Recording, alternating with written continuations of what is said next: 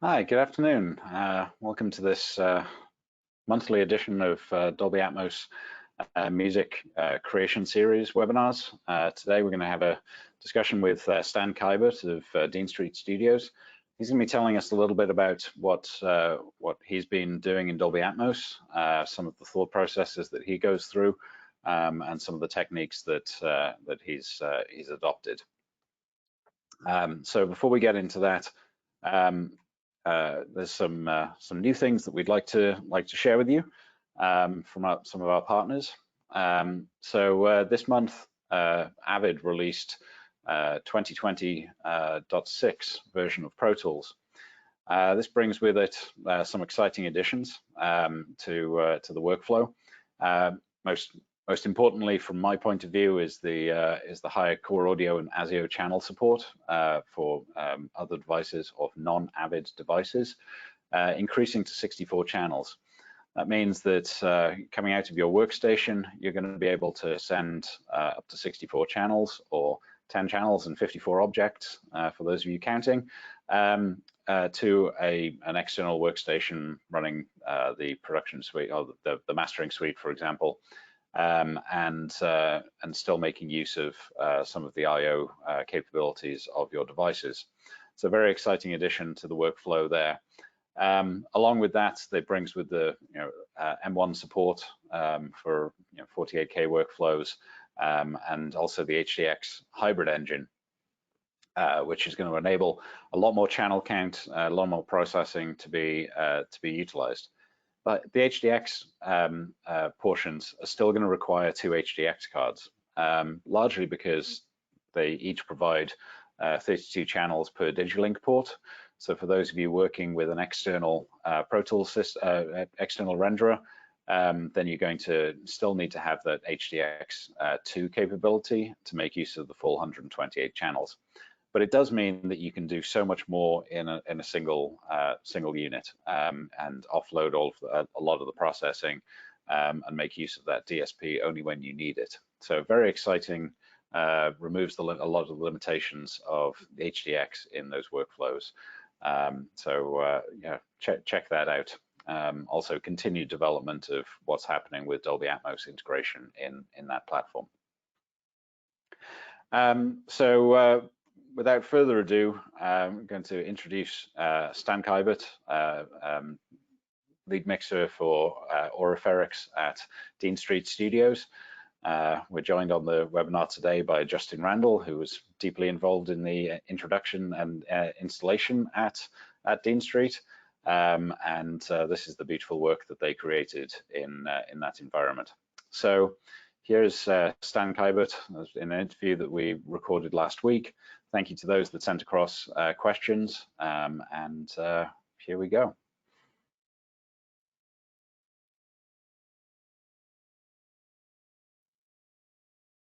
All right, so Stan Kybert, thank you so much for joining us here today on this webinar to share the experience that you've obtained from now working in Dolby Atmos for what, coming up on 2 years. It's a long time. It may not actually be that long, but it feels like we've known each other longer. Yeah, I mean, just for those that are unfamiliar with you, give a quick 30-second background as to who you are and where you've come from. Yeah, cool. Yes, we have known each other for well over a year. Can confirm this. Yeah, thank you for all your support. You've been brilliant. Yeah, my background briefly is what I would refer to as the old industry within record music production within the UK. I caught the end of tape, and then so I became a Pro Tools engineer with Spike and mid-90s, end of 90s. Then we made an Oasis record. Okay. And Spike and I went to the south of France to record that. And then when we came back to the UK, we set up a studio. Well, Noel set up a studio, and then I left Spike and became the in-house engineer there. Worked on several Oasis records, and then met Paul Weller. Paul and I became friends and started working together, and that continues. We had a record out recently. That's my longest musical relationship, and there's just been lots and lots in between. Great to have you with us and to be able to share, that background and experience. You first got introduced to Dolby Atmos, if I recall, with Paul Weller. I did, So, yes, yeah. So I had one of those weeks or one of those moments I've had throughout my career. I was talking about earlier today, where I had produced and mixed a Paul Weller record, which had then been put into Dolby Atmos, and I was to hear the Atmos versions before Paul. I was going to approve them for Paul to listen to, and it wasn't. It sounded great. It just didn't feel right. It didn't feel like the record we made. And 2 days later, so it was ongoing conversations with the A&R, and we were going to try some things and whatnot. And then 2 days later, Jazz, who owns Dean Street Studios, who is my best friend and lived in the house when we made the Oasis record. We left the South of France and moved into Jazz's house. Jazz and Suzanne, who owned Dean Street, that was their house, and they had a studio there that became Noel's studio and the Oasis studio. So it was like 2000 that we did that. Yeah, so Jazz called me. So I heard Atmos for the first time, and then 2 days later, Jazz called me and said, "We're thinking of installing Dolby Atmos for music at Dean Street Studios. What do you know about it? Do you want to partner on this?" And it's just one of those, I've been very fortunate to have those calls and those situations where that got us intrigued, and we started looking into it, and we started talking to you guys, and we started talking to PMC, and we were talking to Genelec as well. They would get really supportive. We chose to go with PMC in the end for many reasons, and really don't regret that at all. Very happy there. So that's great. And now you've worked in Atmos with everybody from Paul through Foo Fighters to Bastille, and then you just released Ed Sheeran's first Atmos mix this last week. So tell us about what you've learned, what you've developed. Yeah, well, I got to say, massive support from Spike Stent on a lot of that work as well. Being an old friend of Spike, and he's been a huge supporter as much as you guys as well. Like he really has from day one had such confidence in me, and I can't thank him enough for some those projects that he's mixed, and then I do predominantly all of his Atmos work at the moment. Nice. We've got that lovely relationship, and there's the confidence. So it is definitely something I'm grateful for, and yeah, sometimes I don't feel like they're my projects in a sense. It's I'm kind of serving and following on that great work that everybody else has done. Right. But yeah, there's an amazing array of artists and projects, and that I've been allowed to be a part of, that these artists wouldn't come to me for stereo. We talked about my stereo works, like predominantly, I always call it drums, bass, 2 guitars. And when people ask me like, what music do you make? And I don't think that's changed, but I've done artist-wise, but genre-wise as well. I've done all sorts. I've done pop music I wouldn't work on that's been brilliant. I've done classical stuff. I've done some brilliant stuff with Platoon, where we've been doing like African trap, and some there's like a Brazilian R&B record, Brazilian influenced R&B record. I'd never get to work on that, and being able to help or enhance. I like to talk about when we get an Atmos mix right, we're enhancing that stereo and all the good work and pain and love that has gone into getting a record over the line in stereo. I like to think that the Atmos should be a positive experience where we enhance that, and whatever feeling and whatever energy or emotion they're trying to convey. So being part of that, I feel very, very lucky at the moment and thoroughly enjoying it. Oh, that's great to hear. And I think you mentioned the two bass drums and 2 guitars. what do you do with that in Atmos? I mean, there's in stereo, you're kind of pushing it all into that stereo image. You get the compression that occurs. You get to really have that punch. How do you preserve that as you're thinking about working in Dolby Atmos? Yeah, so there's a couple of things that my approach is my approach. I'm sure everybody does it differently, like we do in stereo. There's a couple of things that I'm always considering in rock, in this case, kind of indie rock, or most genres. So within that, like that rock example, what's the emotion, right? What is the energy? What's the vibe? What's the emotion? What are they trying to get across? So I kind of think about that when I start every mix. Like, what is that feeling that wants to come across? Now, in rock music, it's usually energy, aggression, punch, right? So I think about it from the other side. I think, well, what can't I do? So I can't start pulling it apart and having the guitarist over here and then the singer over here and the bass drum over there. Right. Because it's not cohesive, and that's where the energy comes from. That's that cohesive. But so then how can Dolby Atmos enhance an energy or a feeling that's coming at you? Well, we can go wider and we can go taller. So always my starting, I'm always looking to get my front wides. I'm always looking to get those guitars wider. Gotcha.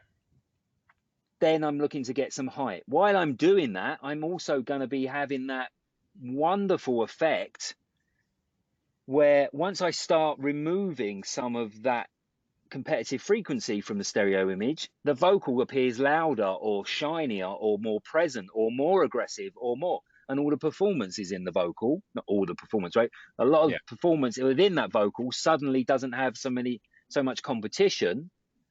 I've had comments from artists come down and be like, what have you done to my lead voice? What have you done to the vocal? My vocals never sounded as good. And I haven't touched it. There was one session where I had to pull up the vocal chain to demonstrate that I hadn't actually touched the lead voice at all. It was that I had removed the competitive frequencies in the instrumentation into the room, and it had all this extra space to shine. So you demasked it. Demasking, yeah, of course. But then there's masking, right? So then sometimes the other thing to consider is, what can I do with the stems, or what can I do with the mix stems that I've been given, right? So sometimes when there are projects that I've had, and I'll get asked about a project, we'll book it in a couple of weeks' time. I'll download that album, start listening to it, get that, what is the feeling, what is they trying to, get some ideas, make some notes on the way in the morning and stuff. Then I'll go into the mix and start doing those ideas, and none of it works for whatever reason. Like, nothing will work. Sometimes it just happens, right? And sometimes we have these amazing sounding stereo records that then you start pulling them apart and you're like, oh, that's out of time. Oh, that's a fluff, or there's some imperfections that make it perfect that aren't suited. But then there's a couple of things I talk about with rock music as well. Is, for some reason, there's like two things that rock music that influences my approach are: one, I think we've evolved musically by hearing rock music in live venues. So when you hear guitars coming from behind you or drum fills coming from over your head, it's more of a surprise and a shock and an unnatural feeling than it is an immersive experience. I still feel like when we can nail immersive experience, we're not flinching or blinking or, oh, what's coming out? You said to me a long time ago, I don't know if you remember this, you said to me, try not to think about it as 17 individual speakers. Think about it as one big speaker. And that is so true. So true. And when we were doing the install, I don't know if you remember, I'm in the room now, right? We were, with the wides, we weren't sure. Should we put them behind the cloth or should we have the speakers exposed? And this is when I'm not mixing Atmos in here, it's supposed to be dual purpose in it does stereo work and Atmos work.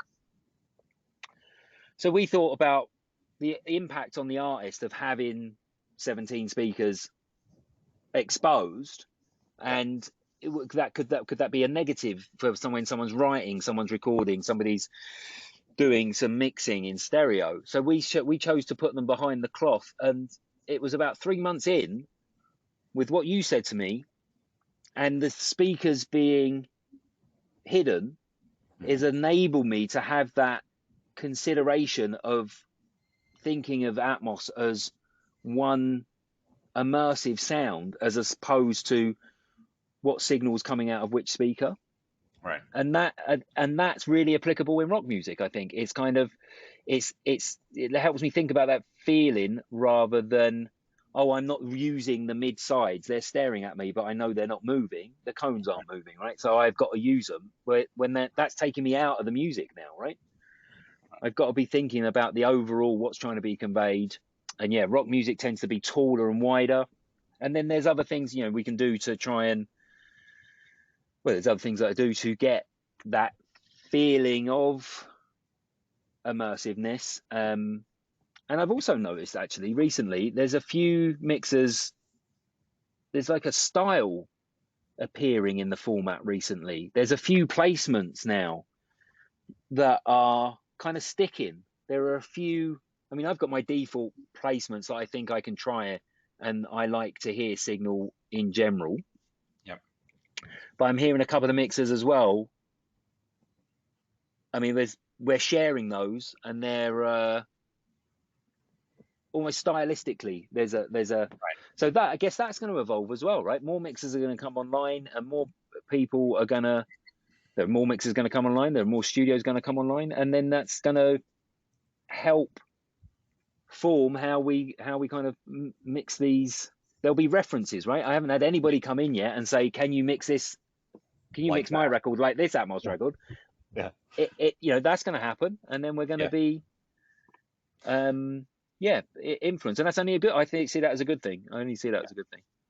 No, I think that's certainly something that we've seen as well recently. Is, you know, the evolving style of how people are using Dolby Atmos. And, you know, I've been on a number of these kind of presentations and panels and things recently, and, you know, the record makers, right, the producers who are getting closer and closer to the artists who are now working in Dolby Atmos, right? I mean, that relationship that you have with Paul is going to influence how you would think about creating Atmos for him.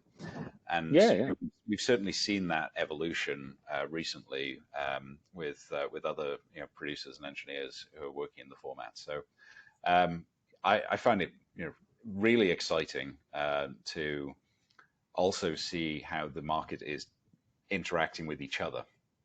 So you're sharing your knowledge with folks across the industry, and, you know, they're also doing that here in the US, and you know, everyone's learning from each other and developing these things, which is proof that the format is going to start moving in its naturalistic, and people can stop listening to me and, you know, start talking to each other. Yeah, for sure. Which is great. Yeah, definitely. So okay, so you're in your mix room. You've received this session in some way. You know, whether that's a Pro Tools session, stems, multi-tracks, and you know, the endpoint device now of kind of big record is spatial audio, right? So spatial audio on Apple Music. Now I know you've had a benefit of working with Platoon, and, you know, which is Apple's independent arm. What have you taken from your work in Atmos in general, and have you made any changes to working with, you know, working in spatial audio, you know, powered by Dolby Atmos? Is there any change that you've made there? Yeah, there's some huge ones. Yeah, so huge. Yeah, some huge changes. So the first record I did for Platoon was Fraser T. Smith's 12 Questions. Future Utopia is the project name. And we have, so my approach, one of the first things Jazz and I, or something Jazz and I are very feel very passionate about, and heavily suggest before we start any project, is we ask for a creative conversation with. We started off asking for the artist, but we've actually we've evolved that workflow. All workflows are evolving. So actually, we get in an inquiry, we start talking about stems and whatnot, and then we start talking about who is going to approve this. Fraser encouraged me, supported me, and was passionate to be the most aggressive I've been with the use of the space. I'm talking like solos solely in the rears, and wow, another world. And so I went for it. cool. I'm not shy.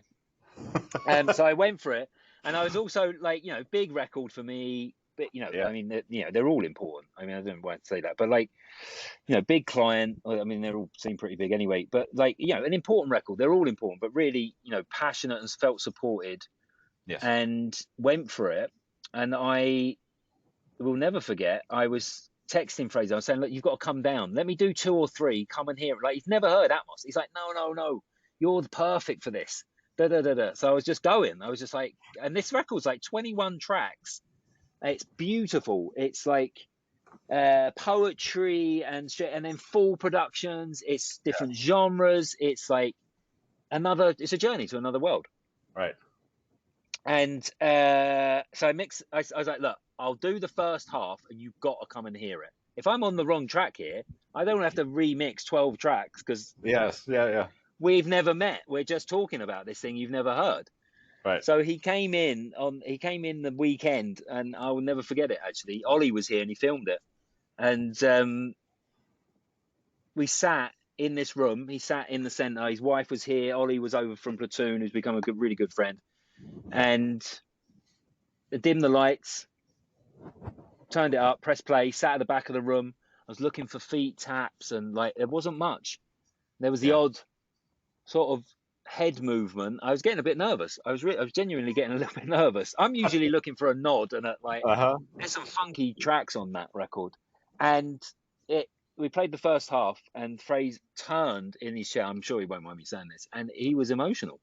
He was genuinely emotional, and the first thing he said was, "It's not anything other than that's the default format for that record." Nice. Yeah. And I was like, well, where'd you let's just leave. Like, where'd you go from there? Like, no changes. No, like that was it. And that support and the guys got me some of the tech early, and when we started playing around and we made a few tweaks that some general tweaks after hearing the spatial audio, how it responds, the algorithm and what it's trying to do and stuff. Or not trying to, what it does. So there's a few across the formats. I'm obviously trying to make mixes that will translate on all formats, but where I'm doing my work for Amazon, I will prioritize something here, and the same thing for Apple releases when they're paying me to do those mixes. And but primarily, to answer your question, it was the support and the encouragement to be more aggressive with the tech than I've ever, what I mean aggressive, right? I mean, like put solos don't be shy to put a solo behind you, and then work better, and work that out, how you're going to balance that, like you would in stereo with the left and the right and your stereo balance, like how you're going to balance the room with this faith that something's going to kick in and display this in the way the artist wants it to be heard. Right. Do you find that? I mean, the reason I asked, about the spatial audio translation, I was harking back to your comment about hiding the speakers and thinking about the sound field and those sort of things.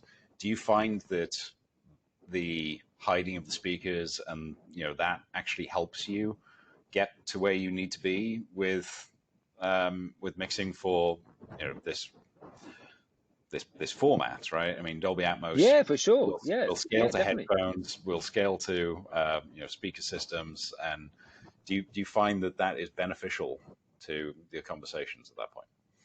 Yeah, I think it's beneficial to my approvals. I think it's beneficial. It's beneficial to my process. A bit, we have spoken about Dolby Atmos over Zoom, like Right. for hours and hours and hours. You can talk about it for Yeah. days. There's so much to it, and Yeah. so many different approaches, and technically, it's I've actually kind of there's a lot. We had great support from HHB and JJ, and like I'm shielding myself from that stuff now. I've expanded the team, and they're taking care of like premixes and stuff, and it's amazing. But like Yeah. again, I'm almost shielding myself from the tech, and it Yeah. lets me be Creative. where it's appropriate. I can be more expressive. I'm trying not to say immersive, right? But I can be more immersive. And funny enough, it's only recently, because of COVID or actual rooms in London, I've been in a couple of other rooms, and one of them I walked in and I actually felt quite intimidated before anybody pressed play, because the Okay. amount of black cone, large monitors all Right. facing you. There's kind of like a eye for the driver. I genuinely felt intimidated. Who wants to make music when you're feeling intimidated? Like, it doesn't work for me. So yeah, it was it influences my ability to get lost in the music, in the mixing. Mm-hmm. Yeah, for Right. sure. And I think that enhances that's the power in Atmos, right? There's this I feel quite strongly that whatever the artist, producer, recording, mixer has done, it's easier to convey that in Atmos than it is in stereo. I'm blessed because I'm working with great mixers, greatest mixers, and giving me their stems. But in a sense, then there's another side to that coin. I've got to enhance an incredible sounding mix. Right. And I feel that quite strongly, that the one thing that doesn't get spoken about, it's a very techie thing and there's lots to it and everything. And that's, it is what it is. But there's an emotional reaction. I've made several people cry. I made Jazz Suzanne, and I'm not going to mention her name actually, but I made an A&R person cry last week.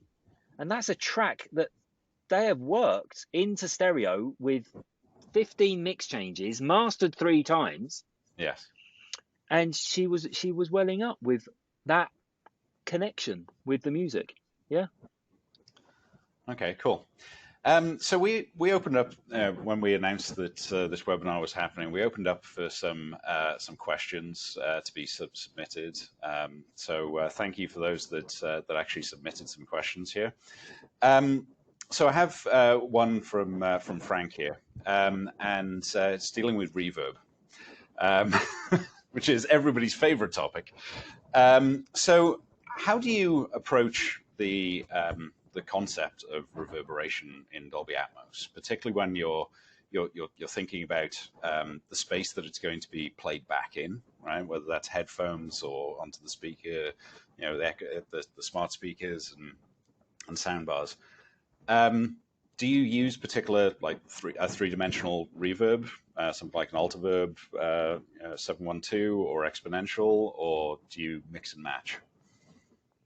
I mix and match. Okay. I mix and match, and it made me think about those first mixes I did before we launched last summer, where well, before that now, where I was like, oh, I've got this. I've got an understanding here. Right, this is space. Okay, so this is going to be big here. That's reverb here. Short, like my rooms are going to bring intimacy, and I'm going to do short verbs here, and then I'm going to go here, and then you record into the renderer, you export, you get all excited to go and play it next door. I point because my domestic setup's next door. I'm going to check it on the Ambio and the Echo Studio, and everything is dripping, dripping, muddy dripping in reverb. So you've got to be careful. I mean, you have to, like Atmos. I mean, maybe I was an idiot and I was like, oh, Atmos is about space. I'm going to, with my stereo head on, start using my space skills. So I'm going to pull up some plugs, right? And amazing sounding plugins out there. So it's that application. The space is there within Atmos. It isn't about adding space. The space is already there. And then when I do use reverbs, I've got my template up behind me. I've got a mix actually up behind me. I was going to have a look, see what I use. But I've got a mix. My favorite verbs are. I've got two manufacturers. My favorite verbs are the Stratus 3D. That's a 712. I have a room, a plate, and a hall. I probably use the plate the most. Occasionally use the hall, and often use the room. My other favorite is Nugent's Paragon. Okay. And great. that's for post, and then that's a 712, and that is predominantly for post, but there's a couple of spaces in there. They've got dark chambers that I really love. That's my preset. There's also I've got it's very, very short. I've got two instances of Paragon where I've got my dark chamber and then I've got a slap. It's almost like a slap, so really very tight verb. And I really love that.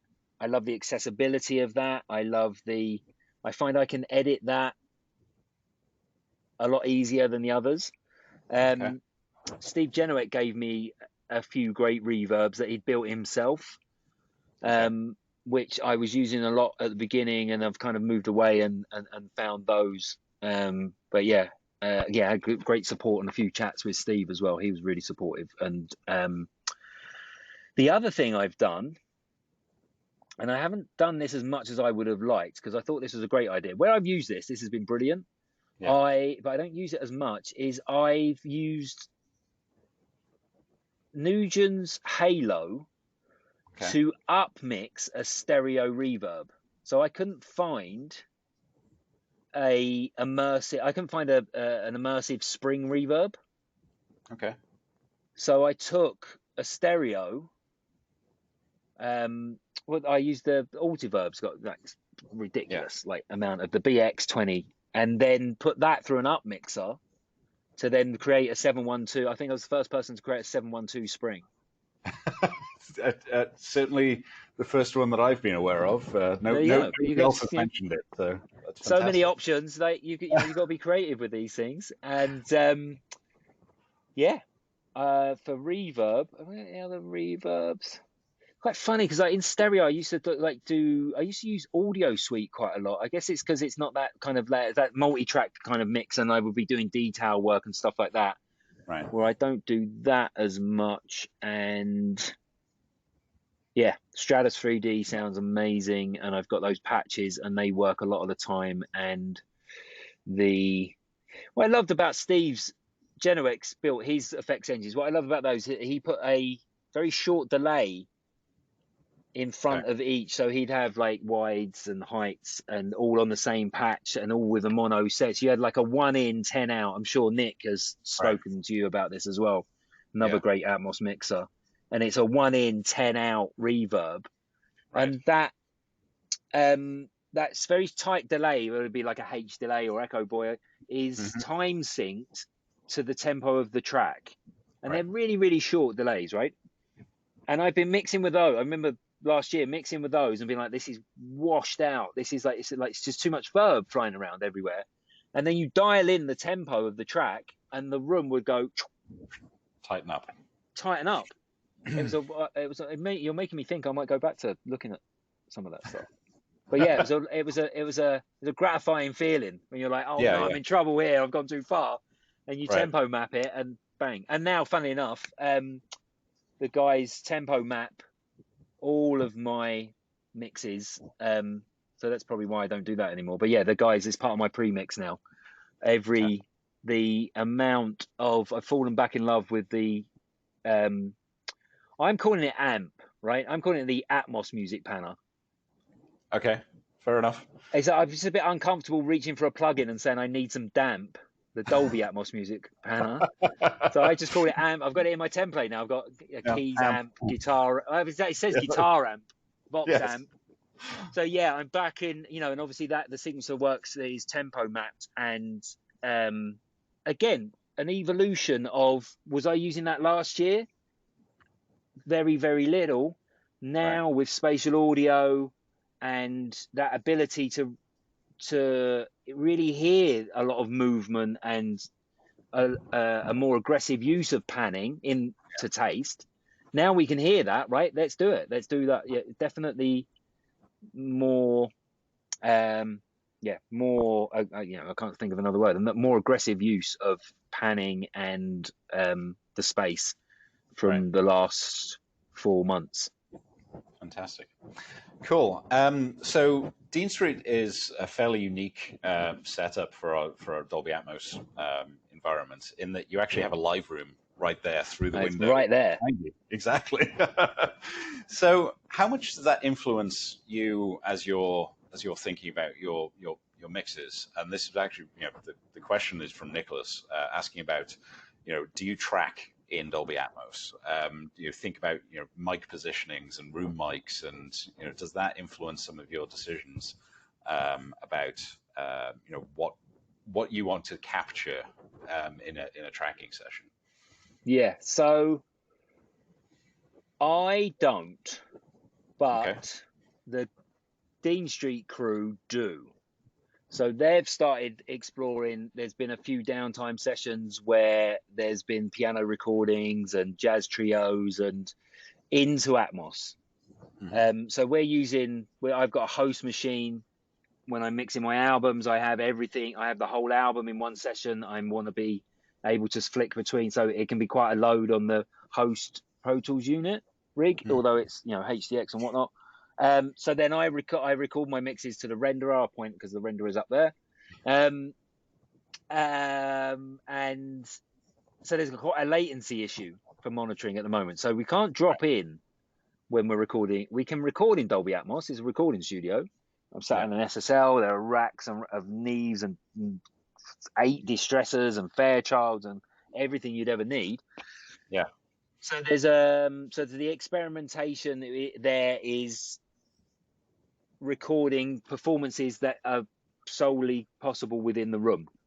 Yeah. So the guys are doing that, and the other side of that is that I'm the oldest in the building, and I'm quite comfortable that over the last, since I became a father, my tracking days are kind of behind me. I have to.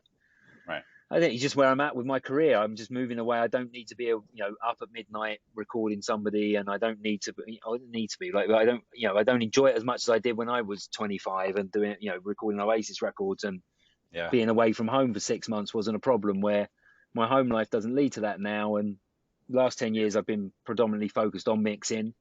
I've done the odd, I do Paul Weller's projects, and that's about it for recording because he's a dear friend and I love the work. So yeah, married with that. But does it influence me when I'm mixing? Probably not. Okay. Probably not. I've actually asked, or Jazz has actually ordered a blind, an electric blind, so I can actually shut the. So I think that's the answer. So I'm actually having a blind fitted.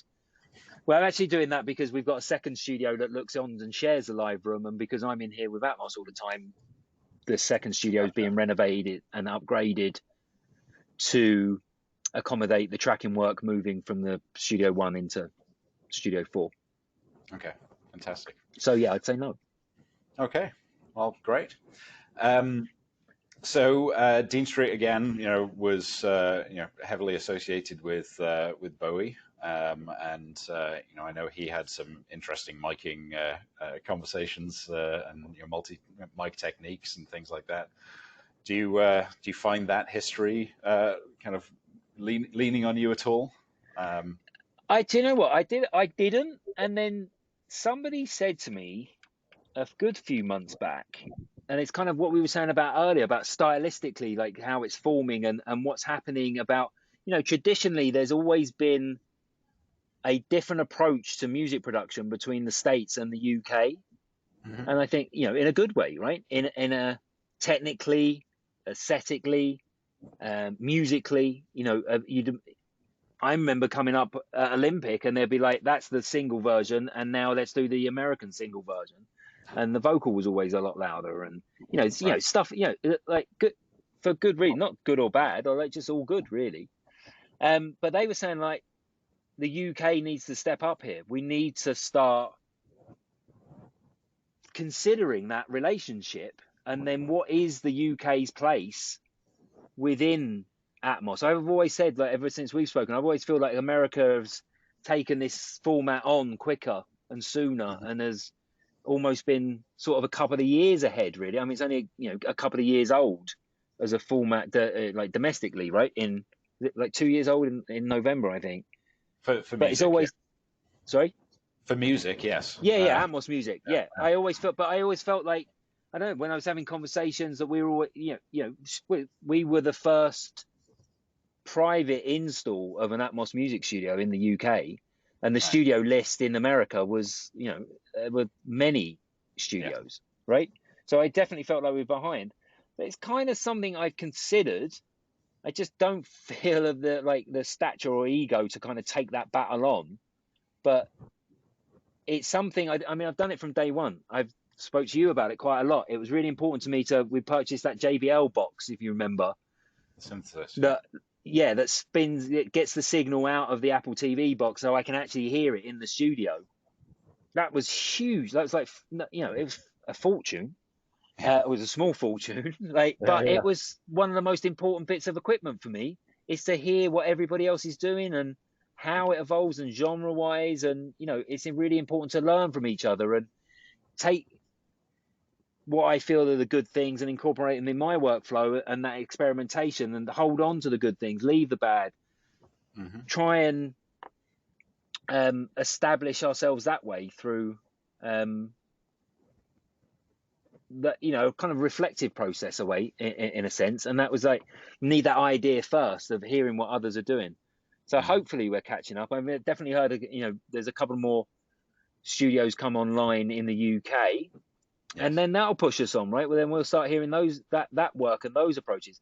Stan, thank you so much for sharing your knowledge with us, for being there on the sort of bleeding edge of Dolby Atmos music in the UK, and you know, for sharing back all of your frustrations in a good way that we can fix them, and for being a great partner in that. I look forward to hearing much more work from you, and you know, if people have questions, then I'm sure you'd be happy to receive them from us. And yeah, let's push forward. Thank you so much. Absolutely. Yeah, pleasure. Thank you for all the support. And yeah, if you were to get questions, I'd be more than happy to do another. You know, as I see it, it's not, you know, it's there for everybody to learn and experience for themselves. And that's just my take on it. And if it helps, the great. Beautiful. Well, Cool, thank man. you so much. All Pleasure. right. Have a great evening.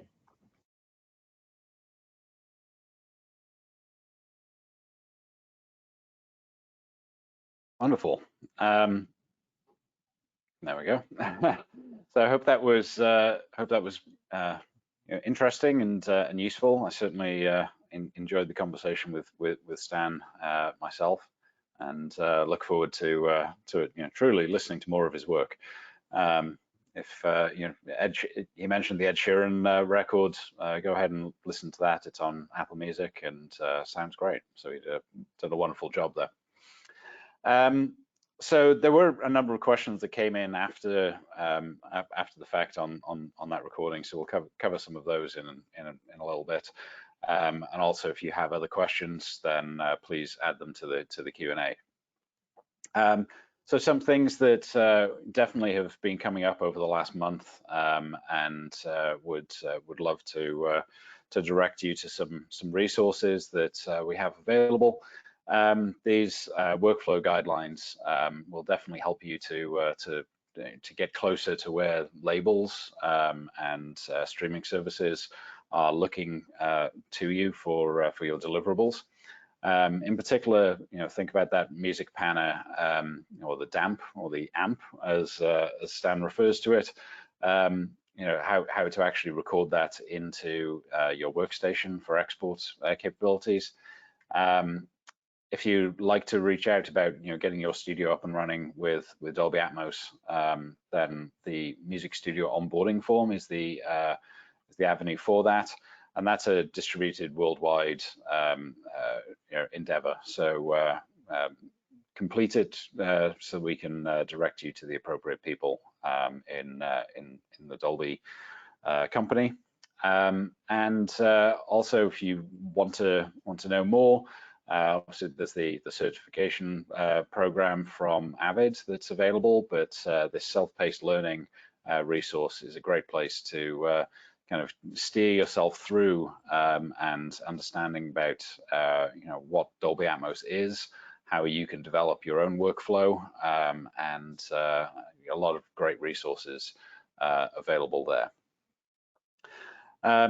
So can we go ahead and jump into the Q&A section here? So as I said, there were a number of resources or a number of questions that came in after that video was shot, as well as the ones that have come in so far today. Bob actually had a great question about soundbar mixing and things like that. So Stan mentioned during the webinar that he has a consumer listening experience just behind the studio with an Ambio and an Apple TV. That enables you to play back the MP4 that is exported from the renderer. And certainly gives you the opportunity to create your mix, check it, and then if you need to make some changes. What Bob's asking for is a direct output from the renderer to the soundbar, I think that's not to be a cop out, but I think it's one of those things that the market, the Sennheisers, the Sonoses of the world might end up solving on our behalf, but certainly not something that's doable today.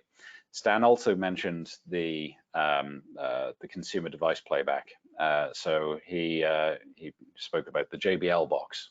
That's the SDP55, which enables you to output from a consumer playback device like an Apple TV or a Blu-ray player, and decode that into your speaker system in the studio. So not quite the same discussion that Bob wanted to have there. When requesting stems, especially from mixers who work in Pro Tools, do you ask for mono sources and separate reverb, or do you get stereo stems with effects and build from there? Very similar to a question that Paul had as well. So thank you for bringing this up. So you might have heard Stan mention the premixes that he's receiving. So he's getting some of the other team at Dean Street to construct his sessions ready for him to work on in the Atmos room. And so they may be matching into the stereo source that might exist for catalog titles, or the reference point that might be in place for new music. And so the wider you can get those stems to be, the better. We tend to recommend, as studios are asking for deliverables to be sent to them, that they request at least the dry vocal and a reverb stem to be provided. That's certainly something that we see rolling out across the labels as well, as they provide their guidelines to their producers. But more and more, we're also seeing the workload move upstream, right? So we're seeing the producers start to think about Dolby Atmos, and mixers that may have previously provided stems jumping into to Dolby Atmos as well. Certainly some great examples of that happening here recently. Let me take a look here. How do you deal with binaural metadata for the bed? It feels like it having it on takes away impact, and top end on vocals becomes really weird. You get labels that are asking to use it. As technology evolves, it should sound better.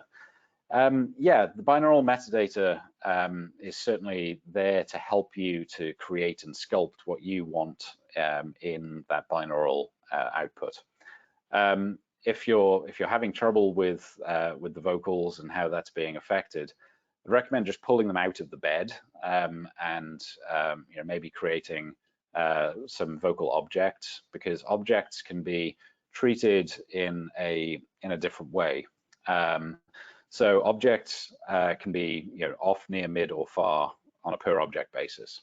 So you might want to have the dry portion of the vocal using near or potentially even off. Off does not turn it off in the binaural, it just turns off the externalization. So that's going to represent as stereo. But then the reverb for that might be in near, because you're going to sculpt the reverb of that, certainly of the lead vocal, differently. So you want less of the sort of artificial, metadata controlled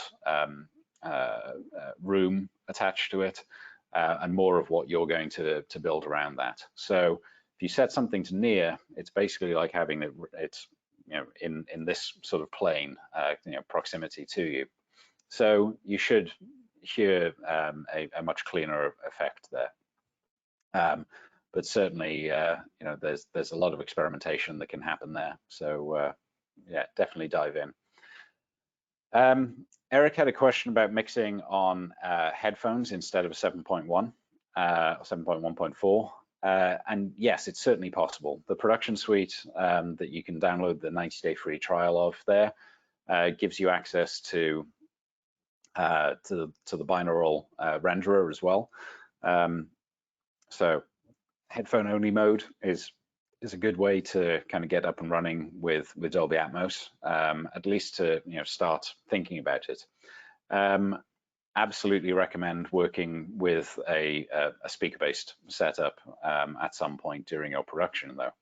And whether that's working with a studio close by who has an Atmos setup, or sending it to a mastering engineer who has a Dolby Atmos setup, there's a number of ways to achieve that.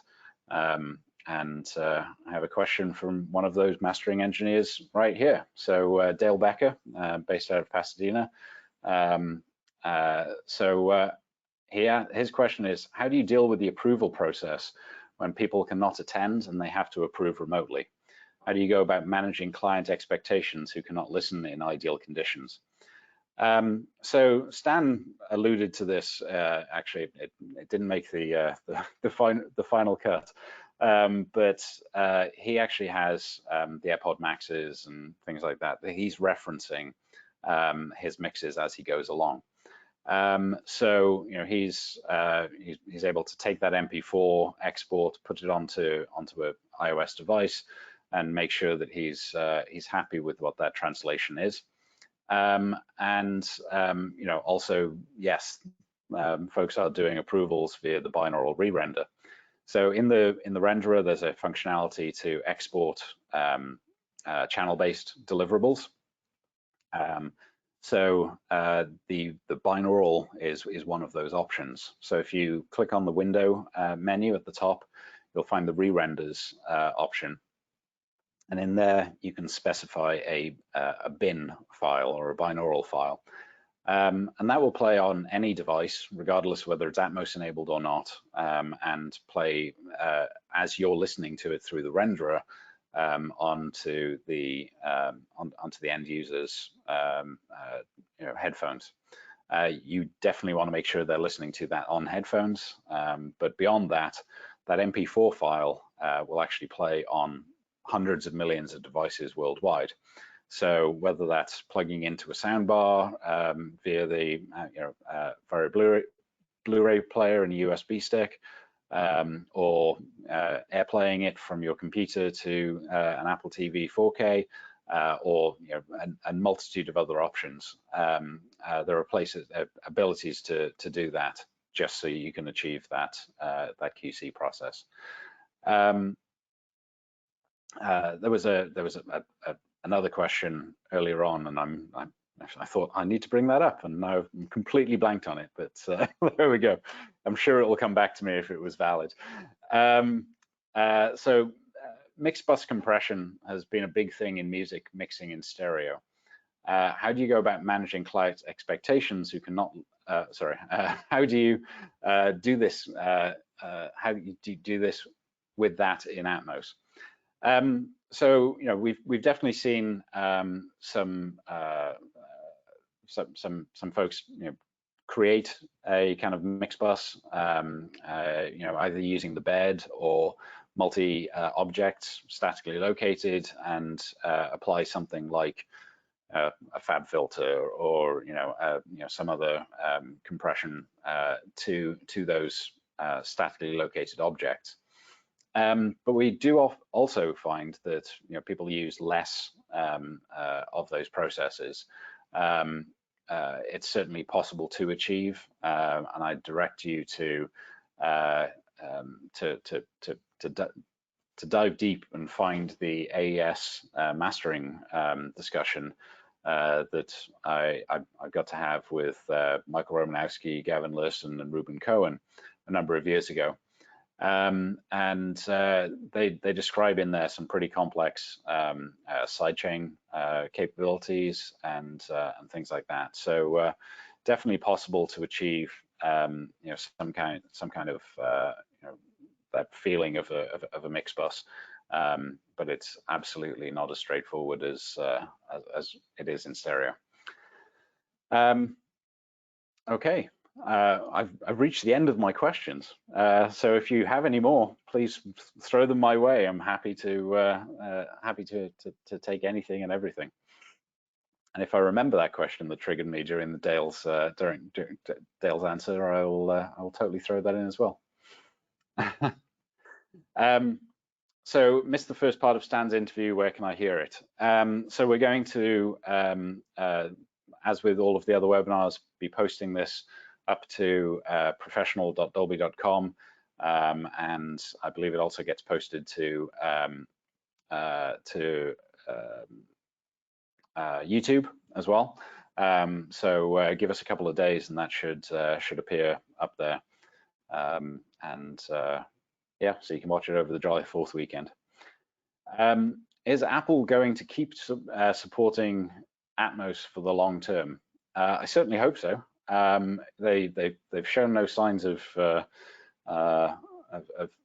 giving up on it in the other formats that they support. So you know it's supported on you know Apple TV and the Apple TV Plus ecosystem, and certainly you know wide-ranging support in their laptops and the new iMac. So I feel like it's here to stay, and you know I certainly have no reason to doubt no reason to doubt that. How does it feel to be so damn good looking? Thanks, Dale. I'm gonna throw that back to you. Check out Dale's Instagram live from last week. He speaks in depth about how he works with his clients in Dolby Atmos, and you get to see his beautiful room. And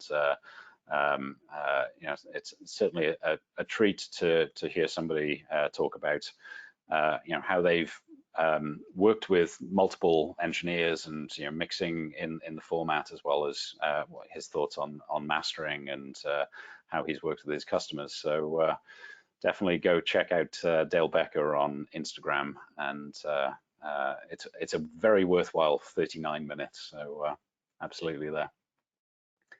All right, so we will have another webinar next month, and we're trying to firm up the details of that. But absolutely, if you have questions for whoever that participant is going to be, get them in early so we can get them recorded as part of the video presentation. We do pre-record the videos because wasting 2 hours of an engineer's time to talk to me over and over again seems pointless. but it's definitely beneficial for the community. So yeah, get your questions in early, because I'd love to have more of them answered for our willing participants here. So thank you so much. Go create in Dolby Atmos, and look forward to seeing you next time. Thanks so much.